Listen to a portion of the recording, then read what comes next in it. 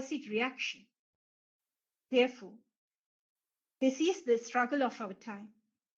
Climate change is the greatest challenge humanity has ever faced. We are now at a stage where the consumption of goods and services is increasing drastically. In the next 30 years, the global population is expected to double. This means we will need double everything, including essentials for basic human needs. This growth implies not only increased demands for housing and services, but also great strain on both our physical and social infrastructure. It demands doubling the requirements of drinking water, the drinking water quantities. We need to more water sources and invent more technologies to provide us with usable water. For that, we have to engage in an ongoing battle with nature, because we're supposed to change. The more we disturb the rhythmic settlement of the environment, the more environment reacts adversely against humans. In the next 30 years, the global population is expected to double, as I mentioned earlier. There are not just numbers. They represent the magnitude of the issue that we need to manage in the near future. Continuous development will perpetuate the battle between human needs and environmental sustainability. So, the struggle is real. Hence, resilience becomes the cornerstones of our future planning. Like no two humans are alike. No two cities are the same.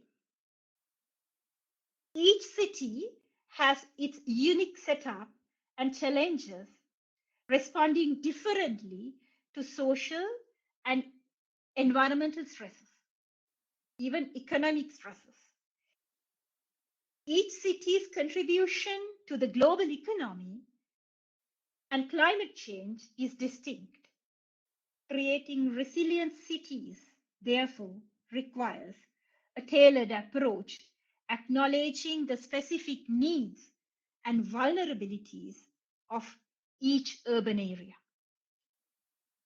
Let's learn from the recent incidents. Man and man-made technologies have engaged in cloud seeding somewhere on this earth. The environment has reacted with extreme precipitation. Now, the governments are planning for resilient urban infrastructure. With the inevitabilities of climate change, such as changes in temperature, changes in precipitation patterns, our urban investments must be strategically aligned to support these adaptations. The cost of going green is huge. Consumer Policy Research Centre Australia, in their 2023 report, says 40% of Australians aren't going green because they think it is financially out of reach. Urban investments must be carefully planned, especially considering the financial and economic disparities across cities. We need prioritization. Prioritizing investments in low and lower middle income cities is crucial. There are high income cities, middle income cities, and low and lower middle income cities. The priority list of Dubai is not same as that of Islamabad in Pakistan. Indeed, it is vastly different from the city of Colombo, Melbourne, Australia. However, all of these unique cities have their own investment agendas. These strategies need to be more strategic and cause less disruption to the natural rhythms of the environment.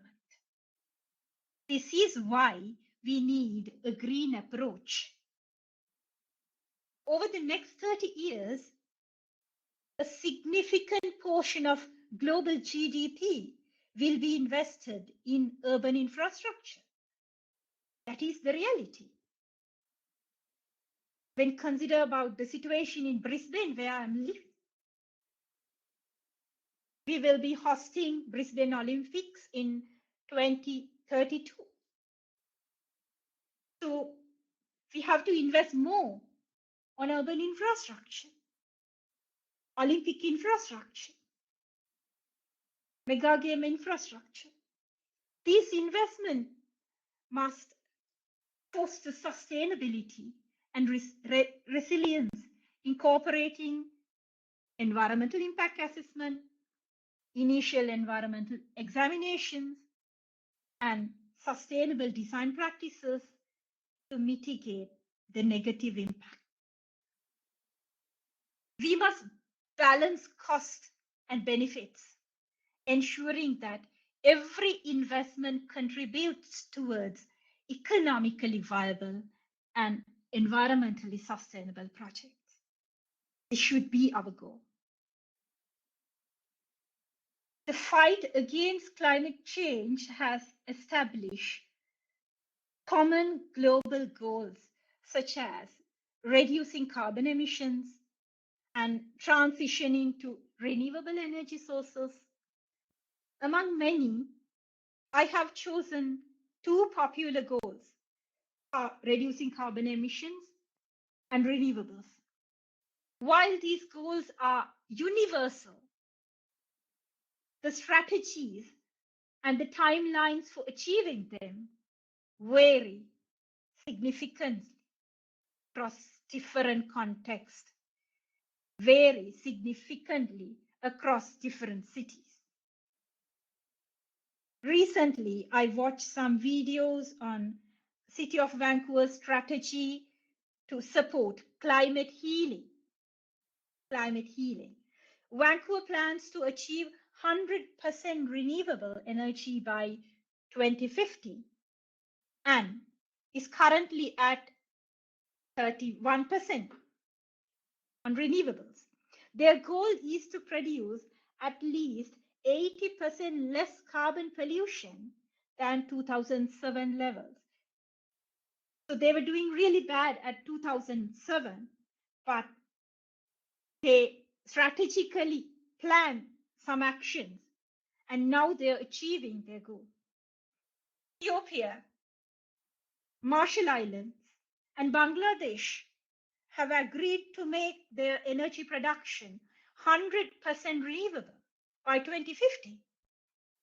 Currently, Costa Rica gets 99% of its energy from renewable sources. See the Costa Rica. Now, every country and city plans for 100% renewables by 2050. But we need to achieve that target someday. Our approaches must be realistic, affordable, and tailored to the unique cultural, economic, and environmental landscapes of each community. We have to fight with other issues as well. But managing the climate change issues now becomes the priority of each city. To conclude, I will present two case studies that demonstrate practical digital approach to climate adaptation in urban settings.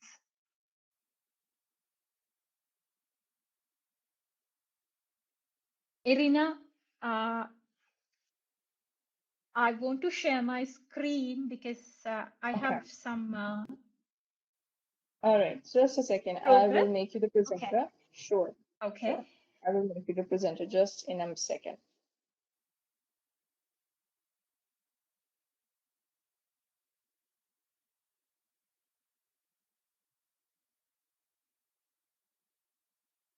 Oh no, Irina, I think you can play my YouTube video because I need to log in this computer program again. I lost my connection. No worries. Okay, it's just let me know if you can see my screen. Nadisha, sure? Okay. Yeah, sure. Just a second. Okay.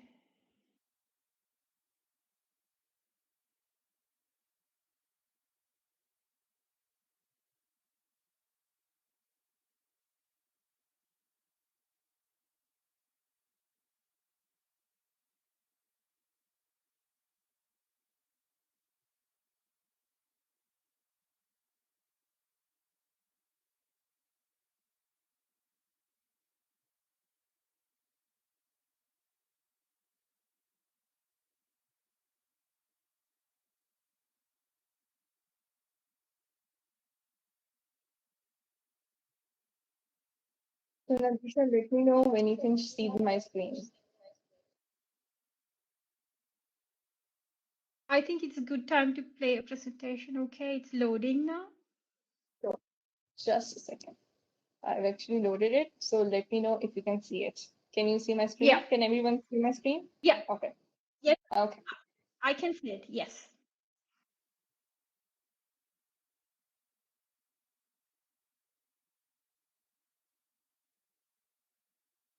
Disruptions and waste.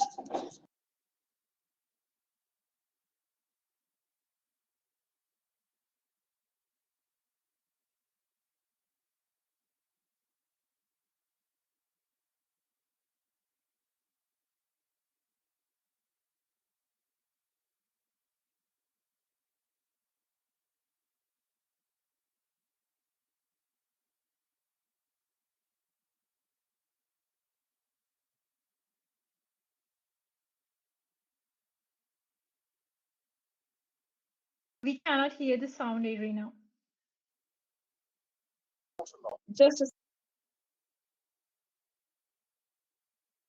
It's okay. So shall I share my press? Sure. I guess there's some internet connectivity issue at your end. What we can do I is think yes. you can explain the video, we can present it, and you can explain Okay. it. Yeah. Okay. So I'll be beginning from just the Okay. start. Okay. So you can explain. Okay. But I need to share my Yeah, screen. Nadisha? Is it possible?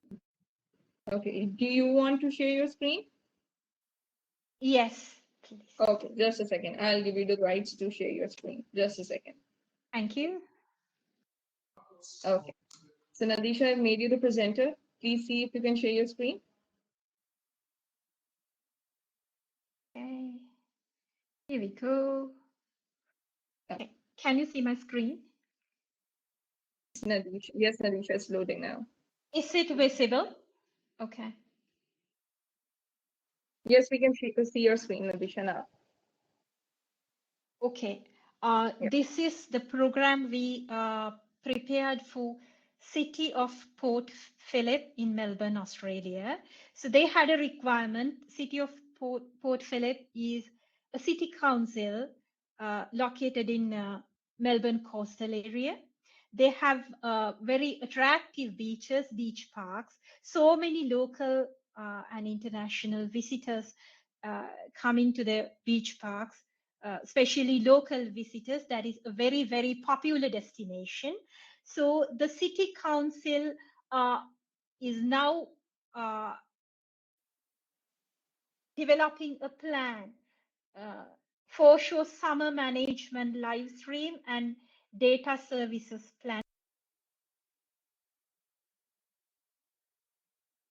in their beach parks. For that, they requested us to install AI cameras, artificial intelligence cameras at 4 beach park locations, 4 attractive locations, and our cameras are equipped with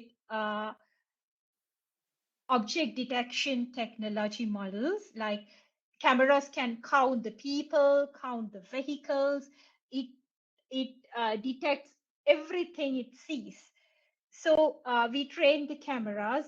Now it can count the people, count the vehicles, count the densities, occupancy, everything.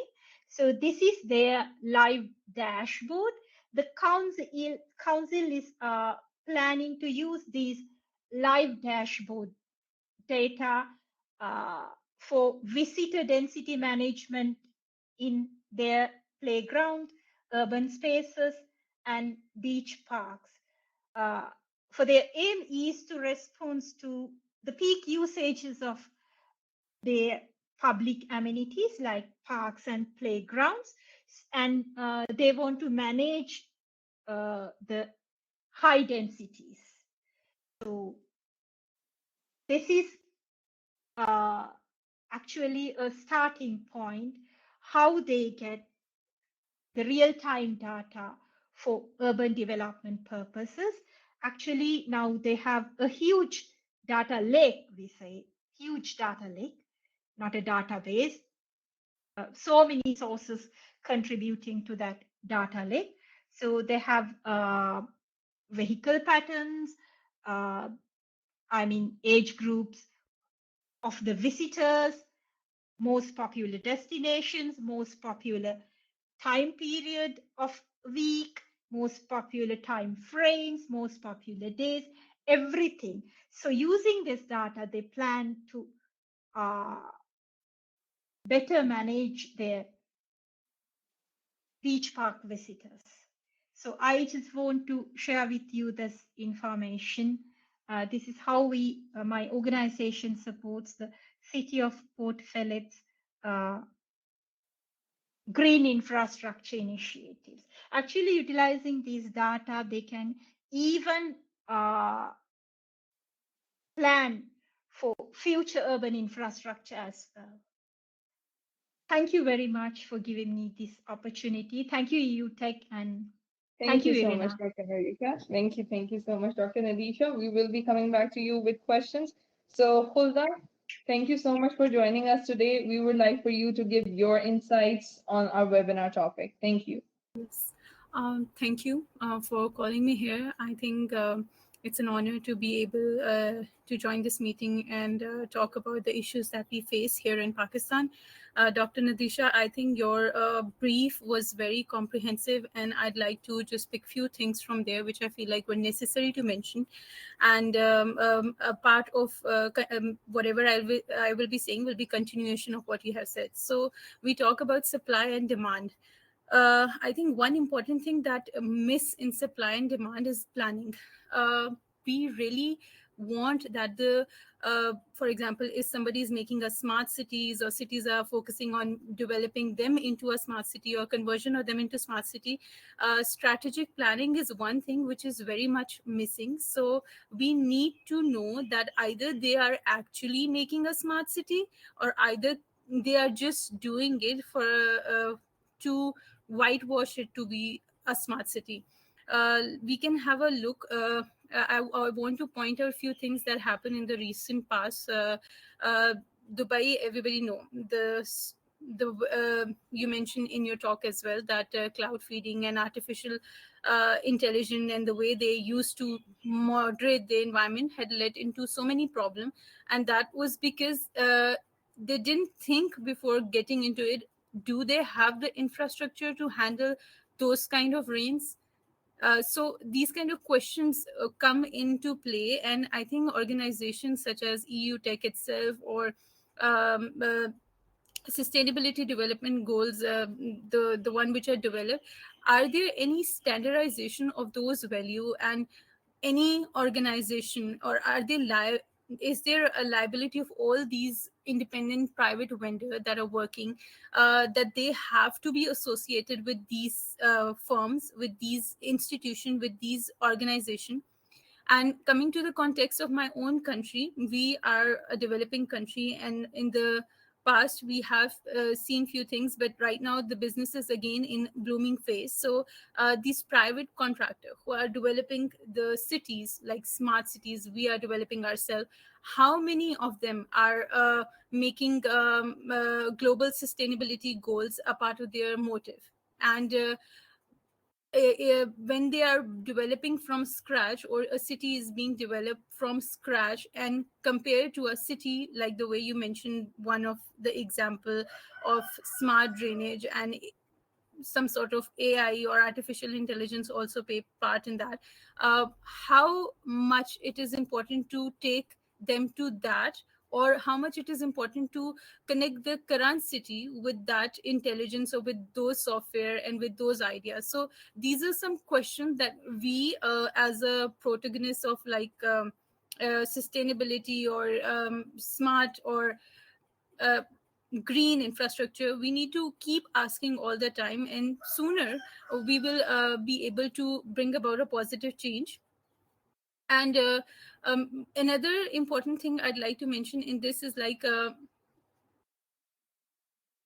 strategic planning. So I got a chance to work with a few firms through my organization who are working very hard so that the smart concept is actually a smart concept. So locally there is no precedent of from where we can learn. So we hired few people from Singapore, some firms. So when we came across those people, I was looking through their designation, and I came across one person calling himself an urban planner and a strategic planner. So how many people in the countries of our region, Sri Lanka, India, Bangladesh, are into strategic planning? How we become a strategic planner? What is the role of a strategic planner? How they are placed in an institution like a private develop real estate firm. So these are the things, if we in a longer run can standardize first these things, and then go to the next phase of how AI can play a role in bettering our city, I think that will be very, very beneficial. But if we do not take this necessary step and make the necessary arrangement of marrying supply demand with strategic planning, I think it will be more of like a whitewashing the entire concept, and it can have repercussion in future, especially for developing country, because I'm like catering to this debate from a developing country point of view. So a few things I'd like to mention. Working in capital smart city, I got to envision, and I think we need to very much keep into our mind. With that, I'm going to wrap up. While developing a smart city or converting a city into a smart city infrastructure, I think drainage is one very important factor. And to follow the natural terrain or natural drainage pattern of the site is so important before we can go to the next step in that. Water conservation, water saving water, and economy of water, because I think water is a resource that is growing short with every day passing, not just in Pakistan but everywhere around in the world. So water conservation and water management is so important. And I am very proud to say that we have been doing that in the city where we are working. And water management should not just start from us making big filtration plant, which we are also doing, but it also starts from a very, very small level in the building. Are we rainwater harvesting? Are we putting system to improve our rainwater harvesting? Are we using gray water, black water, and all these things? So because knowing that this is going to happen in the near future, that water is going to be a very important resource, we have been adopting this in most of the buildings that we are doing. We have hiring local MEP consultant and international MEP consultant, and we make sure that every building is sustainable so that it can contribute to the economy of the sustainability of the entire city. And Another important thing is the green infrastructure overall.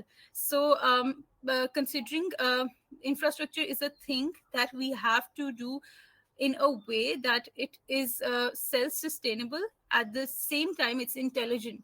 So how we can go about that, there is always working where we are in Capital Smart City, they are putting their head to it all the time, and they have set up a department that goes by the name Smart SFT, and the entire purpose of setting that entire department, based on 200 or plus people, is to make sure that the infrastructure is toward the greener side, which involve from the starting point, which might sound a bit like, that is something taken for granted in developing country, but in a country like ours, to have lights being smart so that they can turn on and off when required is a very important thing. And there was a time that it was a big part of the city, but then later on it stopped happening. And so that's one thing that we are doing. And on top of that, solar energy, how we are harvesting that, and how much important it is for a country like Pakistan, where we have the longest summer. That is another thing that we need to tab in all the time when we are developing city, or when we are taking our cities toward being the modern cities of tomorrow. And lastly is solar panel and wind power. So wind power is another thing, and how intelligently we plant and use it as an investment in a process, in a project. These are few things that I got to experience in my very short career. I think I didn't introduce myself. That I'll do after this. These are a few things that I got to experience in my very short span of experience, and I think I'm so looking forward to seeing how the world is going to take more, especially the world, for me world is like my country, how they are going to take more on their hand and use it to their benefit than to their disadvantage. And my name is Kulda Amir. I am an architect, and I practiced as an architect for some time, and then I realized that I'm not getting the kick out of it. So I talked to my organization and told them, like, I'm interested in doing something into landscape because it has more freedom and it's more toward greener and better way of thinking. So they gave me a chance. Capital Smart City people, okay, you can give it a try, you can be a landscape architect with us. So initially I was just working with some international consultant from Singapore, Dubai, and Australia now as well. But later working with them, I think I got lots of learning to independently handle a few projects as well. So now I work on large scale landscape development and urban infrastructure. And my personal interest, and also my company very much appreciate me to put sustainability wherever we can. So every day is a learning process. And it was very nice meeting you, Dr. Nadisha, and I'm so looking forward to see what Dr. Candy have to add to this conversation. Thank you, everyone. Thank you so much, Khula. I'll be coming back with a few questions. I do have them. Dr. Candy, we'll begin off with you. Please present your, insights on the topic. Thank you. Dr. Candy, you're on mute. Yeah. Bless you, Irina. Thank you. I'll try to put my slides up. That will be the first challenge.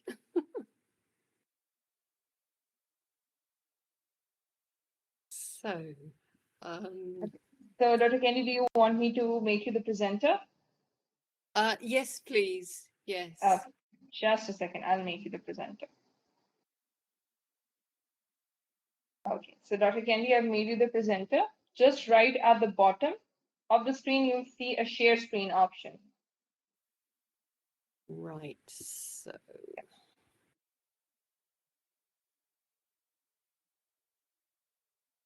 Oh. Okay. So now I go to my slides and open them? First of all, you click on the share screen option in the Tech Forum room. At the bottom where you see the camera option, right next to it is the share screen button. Oh, once you click on it, once you click on it, your screen will be shared. Yes, now your screen is loading. We can see your screen. Now you can load your presentation. That was the wrong one. No worries. No worries. And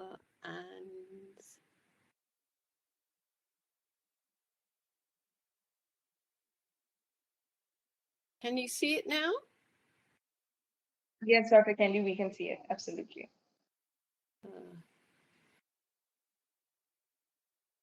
I can't see. Oh, okay. That's fine. Thank you very much indeed. This is all new to me, so thank you ever so much. I'm behaving like a child. I'm sorry. So I'm learning. Okay, so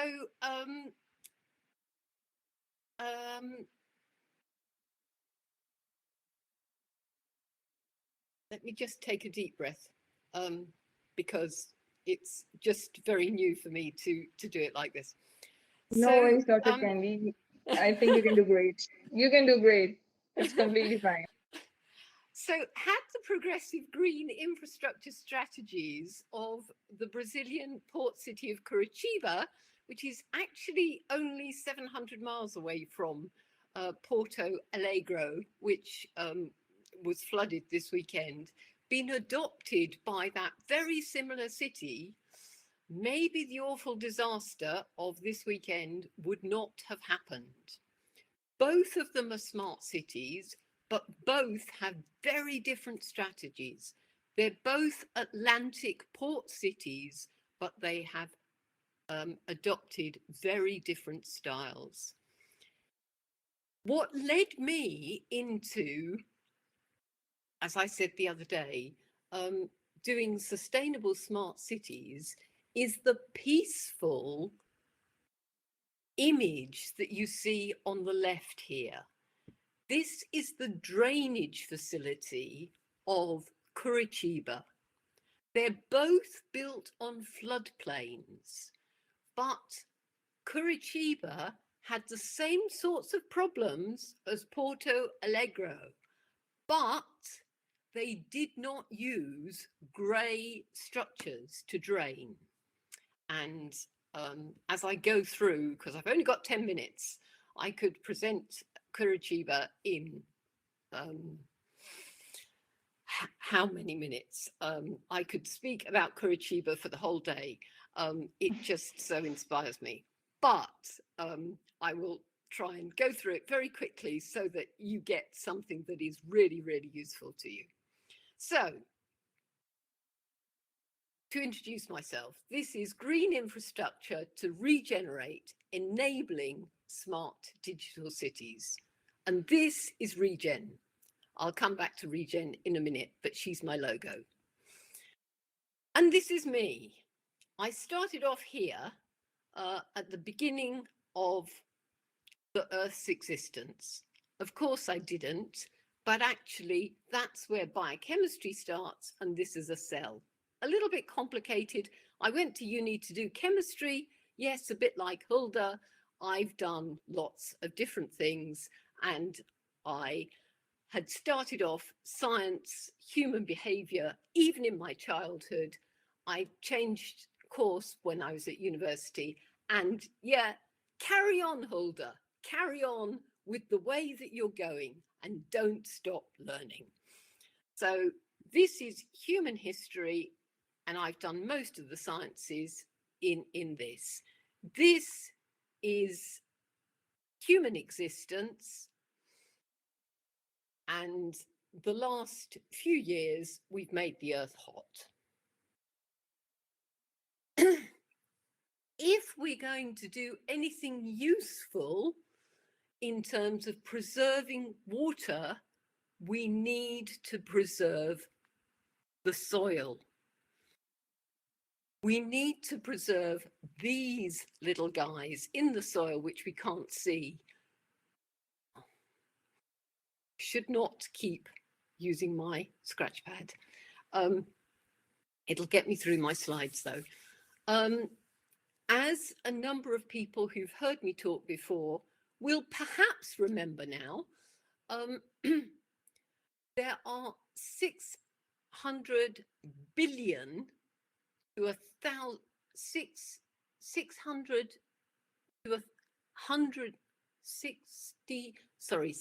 to 100 billion of these in a handful of healthy soil. Unfortunately, what we've done to the soil in the last 250 years is put the soil as well as everything else on this curve.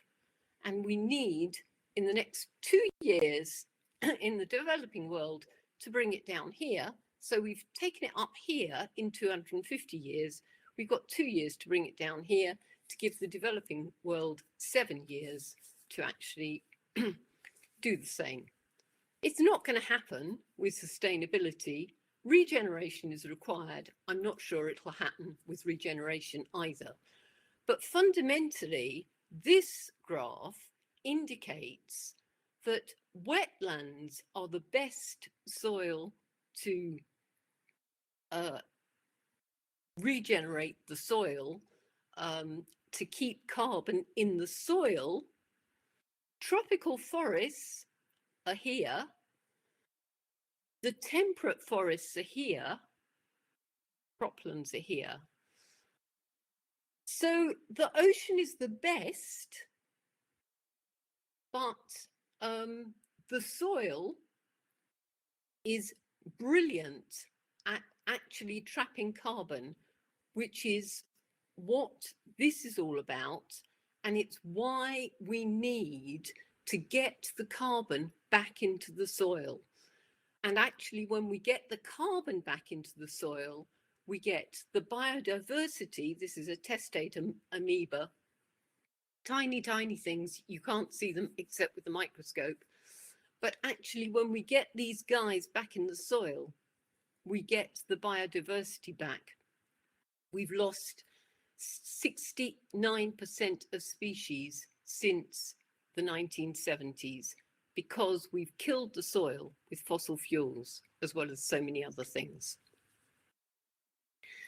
So part of, and that's what this graph shows here, part of the problem is that we're building 240 square meters of New York equivalents every month. And the heat equivalent is coming from buildings, and 40% is coming from buildings, 25% is coming from transport. And this is the carbon curve that you can see here. This is this is where we get to with sustainability. This is where we get to with regeneration. So you've probably heard of the urban heat island effect. I'm just using, oh dear, using this to explain it very quickly and explain how it messes up the weather patterns and why Curitiba has been okay, but Porto Alegre hasn't. So you get dark clouds over cities because of this cannon effect over cities. So you get more clouds over cities, but dry air because of the urban heat island effect. The air goes up because of the cannon effect, but it doesn't even cool at night. And what accumulates is in clean air cities is the pollution coming from the fossil fuels. And when you don't have any greenery and you just have sort of engineering solutions, this is what you get. At night, it doesn't get any better. This is Las Vegas, and the temperatures reach sometimes 6,000 degrees at night. So the only way to reverse this trend is actually not to have consolidated cities, but like in Curitiba, when they started their regeneration effect, they had, seem to have, there was a key slide there which doesn't seem to have loaded. When they started their regeneration effect, they had 0.5 square meters of green availability per person. When they finished it only 3 years later, like Regen, they had zones and clear zones, clear traffic zones, lots of greenery. They had 51.5 square meters per person, and they have maintained that. So, and they had a clear plan. So Hulda was asking for a clear plan. Regen's got a clear plan. She's biophilic. That's what's needed. She needs water, both salt water. Most cities are on the coast, but also she needs a clear plan, and she needs the plan to grow with her as she changes. But she doesn't want damage to her plan, otherwise she gets damaged. So this is a picture of Curitiba as she is now. So she is smart and enabled. She has got a brilliant bus system by which the buses come. They don't have a schedule, because actually as the bus leaves, another one comes. They don't need a schedule. Their waste system is brilliant, and this solar panel is built on a landfill site. So the landfill, they have amazing regulations. So they have pure water coming out of the landfill, but this is an old landfill, and they've built a solar farm on it. They did not have a lot of money. They had a clear plan. They regenerated the city in 3 years. And you can do it in any city, providing you think of the difficulties as opportunities. And I say you can do it in any city because this city didn't have very much money. They did it with buses rather than a metro. It was a 2 million city. People city. It had a shanty town like most South American cities do, as well as an educated population, but they had a plan and they had a leader, and that's what's needed. Part of their care of their parks was actually having animals to mow the grass.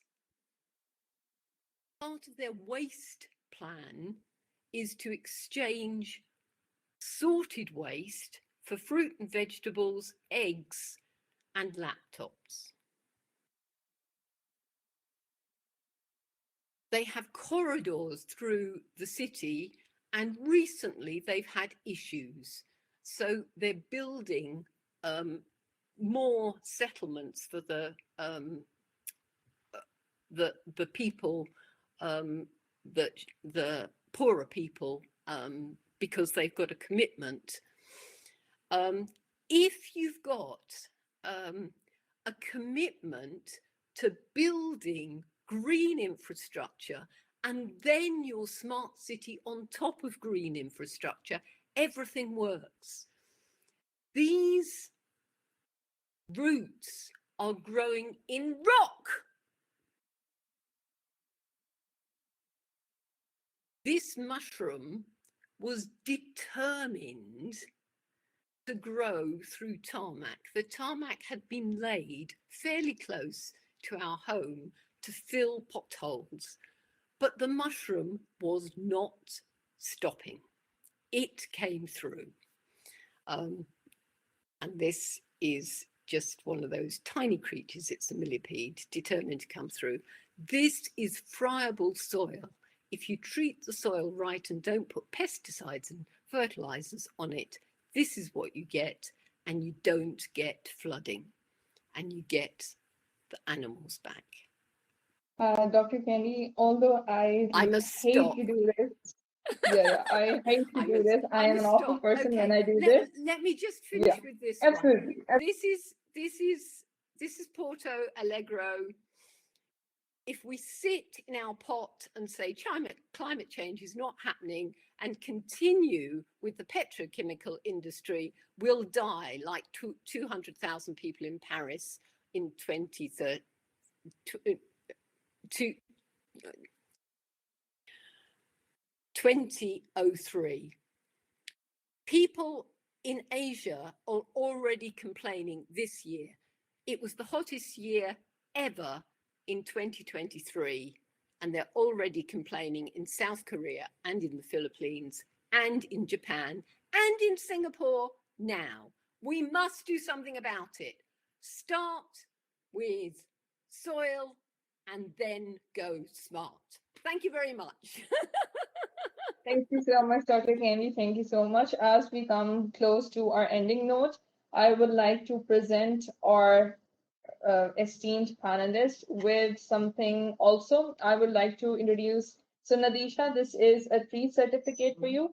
This is a tree certificate for you. Basically, this means that a tree has been planted for you in Africa by the EUTECH Chamber. Similarly, Dr. Candy, this one is for you in light of supporting our equal goal towards sustainability. And Hulda, this one is for you as well. We've planted a tree for you in Africa as well. And on this closing note, I would also like to thank all of our participants who came here as well, and for Hulda, Nadisha, and Dr. Candy. EUTech is holding SDG awards. These are Sustainable Development Goals awards. So if you've worked on any of these SDGs, you can send an application. I will share you the link with it. You will be, winning. If you win, you will be called to Germany, and also you will be winning a promotional package worth 10,000 euros. So if you'll be interested in it, I will be sharing you the link. And at the same time, Dr. Candy, Hulda, and Nadisha. 15 days from now, we will be having a networking meeting where we will discuss, possible role of EUTech in your lives, and also, the grants and tenders opportunity offered by EUTech Chamber. So I will be sending you an email for that as well. So just on a closing note, if you can, everyone can see to the screens, so I could take a picture so that we can post on our social medias. Please look at the screens. Thank you.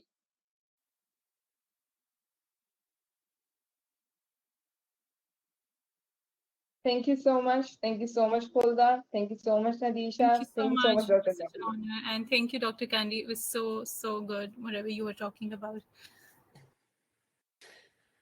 Thank you very much, Hulda. Thank you. Thank you so much. Thank you so much for coming in. Looking forward to seeing you in the networking meeting. Take care. Bye-bye. Thank you and goodbye. Thank you. Bye-bye. Thank you. And bye-bye, thank Dr. you, Candy. Nadisha. Bye-bye, Nadisha. Take care. Bye.